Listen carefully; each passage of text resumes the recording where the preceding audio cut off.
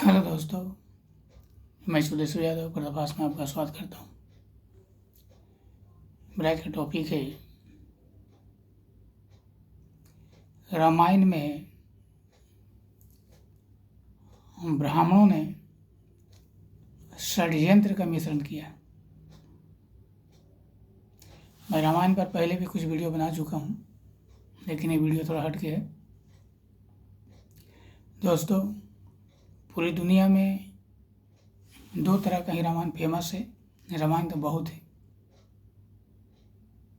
वाल्मीकि रामायण और तुलसीकृत रामायण। वाल्मीकि रामायण में वाल्मीकि जी राम के समकक्ष थे। जैसा देखा सुना जाना वैसा लिख दिया। और उन्होंने वाल्मीकि रामायण राम को एक राजा, मर्यादा पुरुषोत्तम मान करके लिखा है। वो कहीं भी जिक्र नहीं किया है कि राम एक भगवान है या भगवान का अवतार है। हालांकि मैंने एक वीडियो बनाया था उसमें मैंने जिक्र किया था कि हम भगवान किसको कर सकते हैं। जो दिव्य पुरुष होते हैं उसको हम भगवान कर सकते हैं।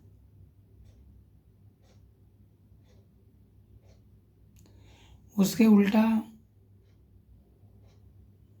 तुलसीदास जी ने लगभग 15वीं शताब्दी के आसपास, मतलब अकबर के समय में थे या उस समय रामायण की रचना किया था। उसने राम को एक भगवान के रूप में कल्पना किया है। पूरे रामायण तुलसीकृत एक भगवान के रूप में रचना की गई है। राम को भगवान माना गया, जबकि वाल्मीकि जी ने ऐसा कुछ भी नहीं लिखा है। तो हम सच किसको मानेंगे? वाल्मीकि जी राम के समकक्ष थे, तो उसी को हम मान सकते हैं। हालांकि बहुत लोग तो इसको कल्पना ही मानते हैं कि राम कृष्ण शंकर सब कल्पना है, लेकिन मैं इसको बिल्कुल कल्पना नहीं मानता। हाँ, पाखंड इसमें है, लेकिन सच्चाई कुछ भी थोड़ा ही क्यों ना हो, लेकिन है जरूर है। वाल्मीकि जी के रामायण में 6 कांड है, 7वां नहीं है। मतलब युद्ध कांड जो लंका कांड है, राम जी वहाँ से रावण को मार के आते हैं, अयोध्या राज का संभाल लेते हैं, बात खत्म हो गई। उससे आगे कुछ भी नहीं है। लेकिन तुलसीदास ने रामचरितमानस में एक उत्तरकांड का सम्मिलित किया है, जिसको लोग परिक्षिप्त भी कहते हैं। और उसी के आधार पर राम पर बहुत उंगलियां उठी है। बाकी वाल्मीकि रामायण में राम के ऊपर कुछ भी उंगली उठाने की जगह नहीं। ये तुलसीदास के रामायण में जो उत्तरकांड मिलाया गया है, इस पर ही राम को लोग बहुत तरह से दोषी ठहराते हैं। तो पहला उसमें उत्तरकांड में कि गर्भवती सीता को जंगल में छोड़ आया था।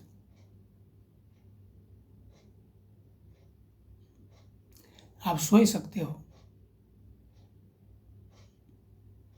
कि जिस राम ने एक स्त्री के लिए इतना बड़ा लड़ाइयाँ लड़ी, रावण को वध किया, इतना सेना को वध किया, और उसी स्त्री को जब उस समय गर्भवती थी, वो जंगल में कैसे छोड़ा जा सकता है? जो कि जंगल में हिंसक प्राणी भी रहते हैं। ये बात गले नहीं उतरता कि ये बात में सच्चाई है।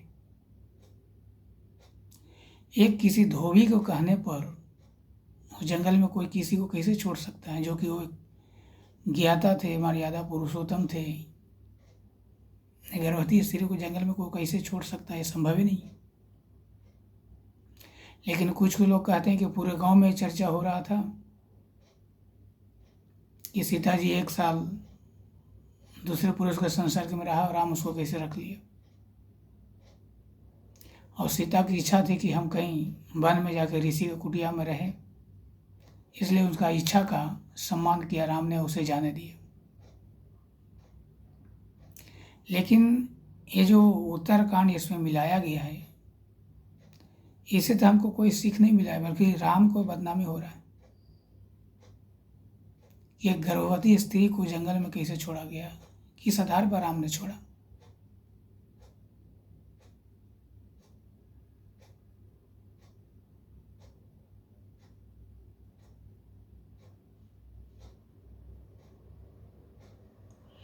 First point. दूसरा, शंभुक वध, यही उत्तरकांड में, वाल्मीकि रामायण में बिल्कुल नहीं है। आप सोच सकते हो, इसमें बिल्कुल ब्राह्मणों का साजिश का बू आ रहा है। राम अगर वेद पढ़े थे, वेदों का ज्ञाता थे, तब वेदों में सभी का पढ़ने का उसमें अधिकार दिया गया है, ब्राह्मण से लेकर अति शूद्र तक। मैं वेद मंत्र बार बार मैं दोहराता हूँ। अथेमा वाचम कल्याणी मावदानी जनेभ्य ब्रह्मराजन्याभ्याम शूद्राचार्य चास्वचार। इसमें वेद में सबका अधिकार दिया गया है वेद पढ़ने का। तो एक दलित अगर तपस्या कर रहा है, वेदों का अध्ययन कर रहा है, पूजा पाठ कर रहा है, तो उसमें राम का क्या हानि हो सकता है। अब लोगों ने आरोप लगा दिया कि दलित तपस्या कर रहा है, उसकी वजह से एक ब्राह्मण का बच्चा मर गया। अब उसे ब्राह्मण का बच्चा से क्या ताल्लुकात है, क्या लेना देना है। पूजा पाठ, त्याग, तपस्या सबको अधिकार है करने का।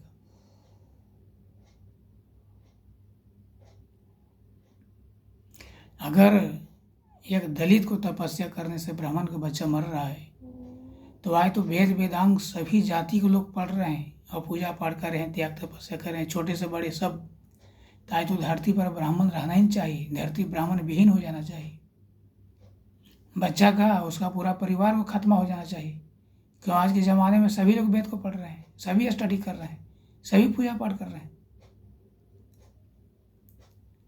तो ये प्रक्षिप्त जो शंभुक वध है, ये भी एक कल्पना किया गया है, हकीकत है ही नहीं। ब्राह्मणों ने सोचा कि अगर दलित लोग पूजा पाठ करेंगे, त्याग तपस्या, तो हमारा सेवा कौन करेगा।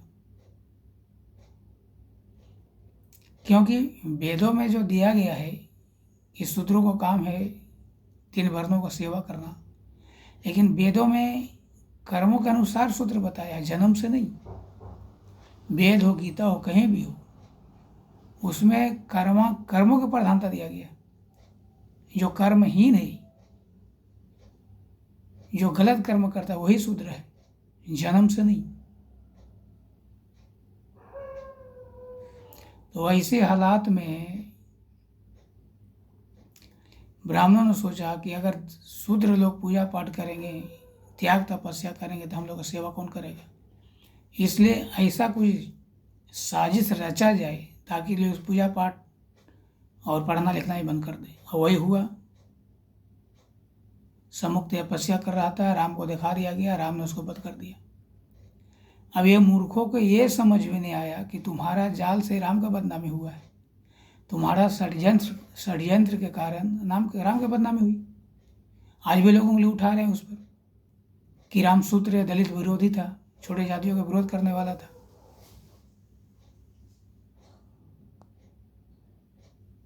त्याग तपस्या, पूजा पाठ, पढ़ाई लिखाई, ये अपना पर्सनल मामला है, पर्सनल मैटर है। ईश्वर सबका है, सबका पूजा करने का उसका पूरा अधिकार है। फिर किसी दलित को, छोटे जातियों को पूजा पाठ करने से, तपस्या करने से कोई किसी ब्राह्मण का बच्चा मर जाता है, ये कैसी अनर्गल बातें हैं, असंगत बातें हैं।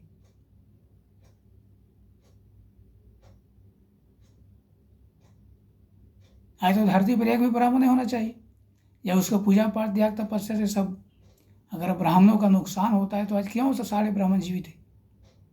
ये सोचने वाली बात है। ये षड्यंत्र रचा गया है कि ऐसा करने से छोटे जाति पढ़ेंगे लिखेंगे नहीं, हमारा सेवा करता रहेंगे। लेकिन बदनामी किसका हुआ, राम को हुआ। और इसीलिए उत्तरकांड को मतलब लोग सही नहीं मान रहे, प्रक्षिप्त मानते हैं। और जब कथा कहानियाँ वाल्मीकि जी वहीं ख़त्म कर दिए तो उत्तरकांड कहाँ से, तुलसीदास कहाँ से उठा के ले आए? कैसे उसको मालूम है कि उत्तरकांड में ये हुआ है? मैं मानता हूँ कि उसका वंशज आगे तक चला होगा, लेकिन ये किस आधार पर फिर तुलसीदास कहाँ से यह श्लोक उठा के ले आए उत्तरकांड? किस आधार पर लिखा है? भी विचारणीय है, शोधनीय है।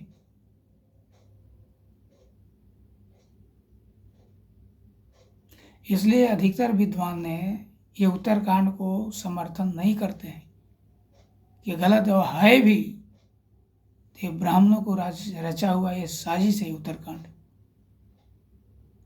तो कोई तो कहते हैं कि जो राम विरोधी है उसके कारण से प्रक्षिप्त है, उत्तरकांड दिया जैसे राम का बदनामी हो। लेकिन संपुक वध में तो मुझे ब्राह्मणों का ही रचा हुआ साजिश जान पड़ता है, दूसरा कुछ नहीं।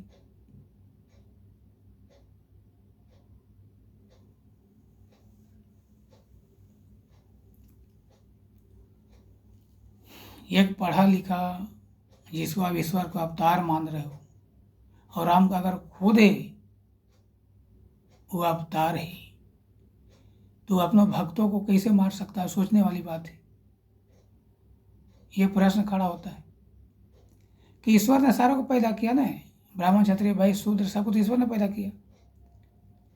वही भगवान अगर शूद्र को मारता है तो कितना बड़ा अन्याय है। वो भगवान अन्याय अनर्थ कर रहा है, अन्याय कर रहा है। वो भी तो उसी को पुत्र है, वो भी तो उसी को आराधना कर रहा था, फिर उसको मार कैसे सकता है?